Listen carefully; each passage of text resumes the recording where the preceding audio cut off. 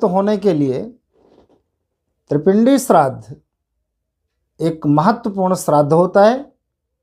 इसको करने से निश्चित ही सब प्रकार के पितृ तृप्त होते हैं, मुक्त होते हैं और परिवार में, घर में लगा हुआ पितृदोष शांत हो जाता है, नष्ट हो जाता है और जीवन आनंदमय होता है, ऐसा उल्लेख है और अनुभूत भी है।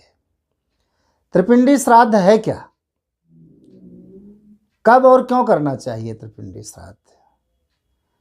पितृदोष की शांति के लिए अनेक प्रकार के उपाय बताए जाते हैं। तो पहले हम उन पितरों के बारे में जानते हैं जिनके लिए हमें उपाय करना है त्रिपिंडी श्राद्ध। पितृदोष का कारण कुंडली में प्रदर्शित होता है। बड़ा स्पष्ट है कि कुल में, परिवार में दुर्मरण होने से, अर्थात किसी व्यक्ति के अकाल मृत्यु होने से पितृदोष की स्थिति बनती है। वो पिता के कुल का भी हो सकता है, माता के कुल का हो सकता है अर्थात नाना के कुल का, और तीसरा व्यावहारिक जगत में हम जिन लोगों से मिलते उठते बैठते हैं, संबंध रखते हैं, लेन देन करते हैं, उनमें से भी कोई आत्मा हो सकती है। तो जिनकी अकाल मृत्यु हुई, चाहे पिता के कुल का हो, नाना के कुल का हो या संसार के व्यवहार में किसी भी व्यक्ति का हो, के परिवार का हो, अकाल मृत्यु प्राप्त होते ही ऐसी जीवात्मा प्रेत योनि को प्राप्त करती है। कर्मानुसार ये भी निश्चित होता है कि कितने वर्षों तक वो प्रेत योनि में भ्रमण करेगी। प्रेत योनि का अर्थ है, चूंकि पुराणों में बड़ा वर्णन है कि प्राणी अपने कर्मानुसार ही योनियों को प्राप्त करते हैं। उत्तम कर्म करने वाले लोग उत्तम योनियों को प्राप्त करते हैं, निकृष्ट कर्म करने वाले लोग धीरे धीरे निकृष्ट योनियों में जाते जाते पशु पक्षी वृक्ष इत्यादि की भी योनि प्राप्त कर लेते हैं। तो जो प्रेत योनि है, जिसको पिशाच योनि भी कहते हैं, वही पितृदोष का कारक है। अर्थात प्रेत योनि में तीनों लोकों में वायु स्वरूप होकर, वायु का शरीर धारण करके भूख प्यास से व्याकुल जीवात्मा अपने कुल, परिवार, घर और वंश के लोगों के तरफ कातर दृष्टि से देखती है। घर में जाना चाहती है, परिवार में रहना चाहती है, पारिवारिक सुख भोगना चाहती है। क्योंकि उसका मन धन में, घर में, परिवार में लगा रहा है तो वहीं जाना चाहती है। तो वो आत्मा घर परिवार के आसपास रहकर, कई बार घर में प्रवेश करके, लोगों के बीच में रहकर, शरीर में भी प्रवेश करके उत्कट प्रेत बाधा, पिशाच बाधा या पितृदोष उत्पन्न कर देती है, जिसके कारण जीवन में अनेक प्रकार के कष्ट उत्पन्न हो जाते हैं। नारायण बलि और त्रिपिंडी श्राद्ध, इन दो प्रकार के श्राद्ध की, पिंडदान की चर्चा अधिक है। नारायण बलि उनके लिए की जाए जिनकी या तो सद्या मृत्यु हुई है, मृत्यु हुई उसके 11वें दिन नारायण बलि करा देते हैं कि इनको किसी प्रकार का कोई कष्ट न रह जाए, इस आत्मा को तृप्त होने में कोई अवरोध ना हो, मुक्ति को प्राप्त हो जाए। या फिर उस प्रेत के लिए, ऐसी आत्मा के लिए जिनके बारे में हम जानते हैं कि इनकी मृत्यु तब हुई थी और मोक्ष नहीं हुआ, या इनकी अंत्येष्टि के सारे कार्य नहीं हुए ठीक से, और दैहिक क्रिया जो पिंडादि होते हैं वो सब नहीं हुआ, शांति नहीं हुई, तो इनको प्रेत योनि की प्राप्ति हुई है। तो उस प्राणी का नाम लेकर के नारायण बलि करते हैं।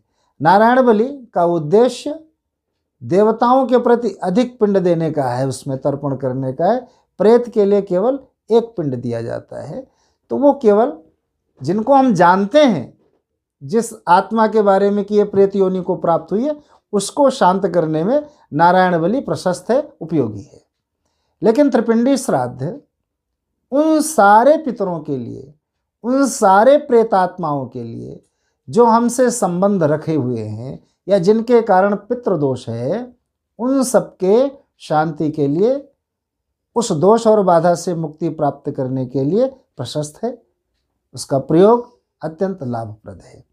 जैसे त्रिपिंडी श्राद्ध यानी 3 पिंड वाला श्राद्ध, इसमें ब्रह्मा, विष्णु और शिव के लिए 3 पिंड दिए जाते हैं। 3 प्रकार के पितरों की चर्चा है, प्रेतों की चर्चा है। सात्विक, राजसी और तामसी। जो सात्विक पितर हैं उनके लिए ब्रह्मा जी को पिंड दिया जाता है, भोजन दिया जाता है, पूजा की जाती है। राजसी जो है उनके लिए विष्णु भगवान के लिए, और जो तामसी हैं उनके लिए रुद्र की पूजा और पिंड आदि का दान किया जाता है, भगवान शिव की पूजा करते हैं।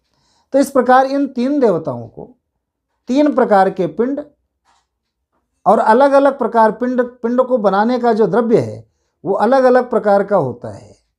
भोजन भी जो श्राद्ध के लिए रखा जाता है इसमें वो भी अलग अलग प्रकार का रखा जाता है। सात्विक, राजसी और तामसी तीनों प्रकार का रखा जाता है। तो इस प्रकार यह त्रिपिंडी श्राद्ध जाने अनजाने सभी प्रेतों के लिए, उन आत्माओं के लिए जो प्रेत योनि में भटक रहे हैं, ऐसे पूर्वजों के लिए जिनके कारण पितृदोष प्रदर्शित हो रहा है, पितृदोष के कारण जीवन में उन्नति का मार्ग अवरुद्ध हो रहा है, तो उन सबकी तृप्ति के लिए त्रिपिंडी श्राद्ध करना चाहिए, जिसमें ब्रह्मा, विष्णु और शिव जी को पिंड इत्यादि दे करके प्रेत बाधा से, पिशाच बाधा से, पितृदोष से मुक्ति प्राप्त करने की साधना की जाती है। अब कब करें त्रिपिंडी श्राद्ध, कब किया जाए? तो इसके लिए महीनों का वर्णन किया गया है। कार्तिक, मार्गशीर्ष, पौष और माघ के महीने में पंचमी, अष्टमी, एकादशी और त्रयोदशी इन तिथियों में त्रिपिंडी श्राद्ध करना चाहिए। इसके अतिरिक्त अगर पितृदोष के कारण उत्कट कठिनाइयाँ हो रही हों, बहुत प्रबलता हो, बड़ा दुख हो रहा हो, तो किसी भी तिथि में, किसी भी महीने में त्रिपिंडी श्राद्ध कराकर इससे मुक्ति प्राप्त करना चाहिए। कहाँ करें त्रिपिंडी श्राद्ध? तो त्रिपिंडी श्राद्ध जहाँ आप रहते हो, आपके समीप जो तीर्थ हो, वैसे गया में करें, काशी में करें, प्रयाग में करें, और बड़ी बड़ी जो पवित्र नदियाँ हैं, गंगा जी का जो तट है, तीर्थ हैं, वहाँ त्रिपिंडी श्राद्ध कराया जा सकता है। कोई उत्तम सरोवर हो वहाँ कराया जा सकता है, पीपल के वृक्ष के नीचे कराया जा सकता है, किसी ऐसे स्थान पर जहाँ देवस्थान हो, शिवलिंग स्थापित हो, वहाँ भी त्रिपिंडी श्राद्ध कराया जा सकता है, घर में नहीं कराना चाहिए।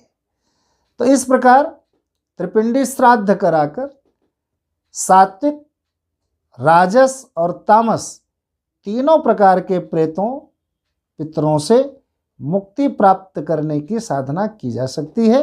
ये त्रिपिंडी श्राद्ध करके निश्चित ही पितृदोष में बड़ा लाभ मिलता है, और इसके उपरांत फिर जो यज्ञ पूजा पाठ आप करते हैं वो फल देने वाला होता है, और जीवन में सुख शांति का अनुभव, और जो अनिष्ट हो रहे होते थे वो सब नष्ट हो जाते हैं। तो भगवान नारायण आप पर कृपा करें, पितृदोष से आप मुक्त हो सकें। त्रिपिंडी श्राद्ध अवश्य करें अगर पितृदोष किंचित मात्र भी आपके जीवन में प्रदर्शित हो रहा है, घटनाएं घट रही हैं तो। बहुत बहुत मंगल कामनाएं।